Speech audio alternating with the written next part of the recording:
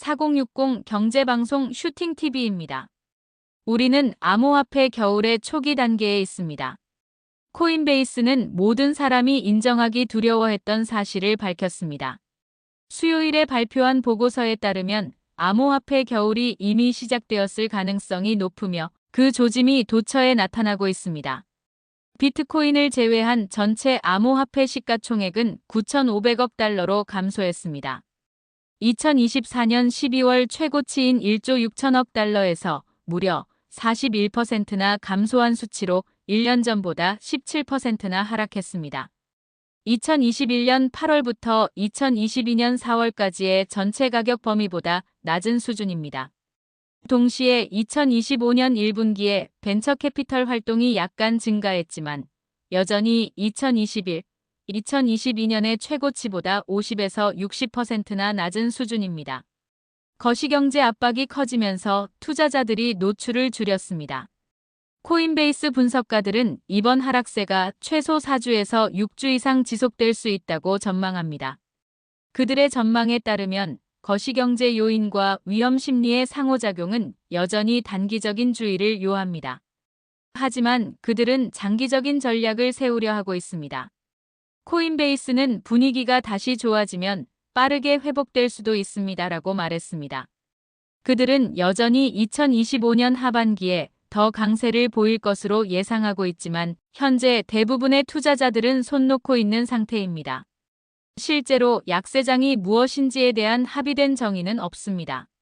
사람들은 20%라는 숫자를 언급하지만 이는 단지 전통일 뿐 과학이 아닙니다.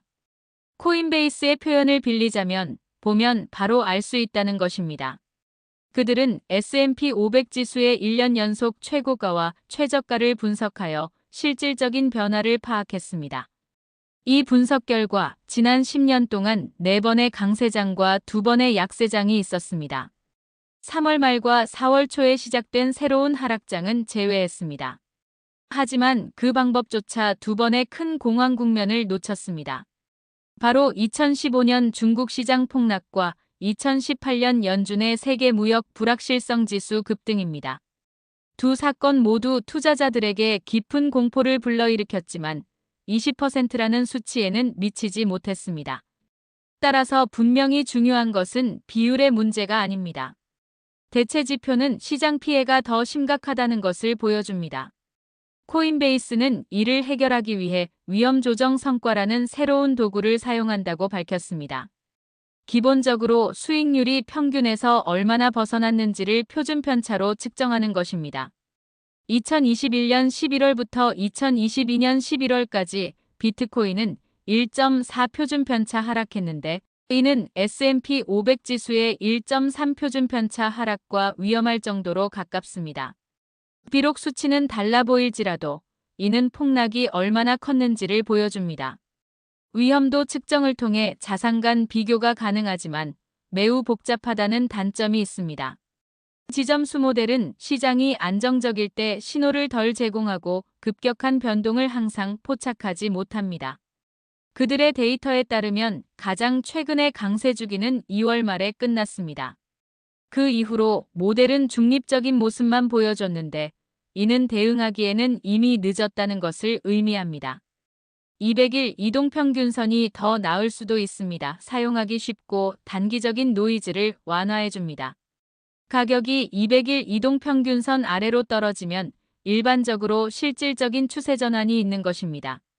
2020년 초 코로나19, 2022-23년 연준의 통화정책 인상, 2018, 2019년 암호화폐 폭락, 그리고 중국의 채굴 금지로 인한 2021년 중반 폭락을 겪었습니다. 그렇다면 새로운 암호화폐 겨울이 온 걸까요? 코인베이스의 화요일 보고서는 그렇다고 밝혔고 이제 막 시작일 뿐입니다. 코인베이스는 비트코인의 200일 이동평균선 모델은 최근 비트코인의 가파른 하락세를 3월 말부터 시작되는 약세장 사이클로 볼 수 있음을 시사합니다. 하지만 시가총액 상위 50개 토큰을 포함하는 코인 50 지수에 대해 동일한 분석을 실시한 결과 자산군 전체가 2월 말 이후 약세장 영역에서 거래되고 있음을 분명히 보여줍니다라고 밝혔습니다. 신뢰도 높은 코인베이스의 분석이 4월 봄날의 주말을 살짝 우울하게 만듭니다.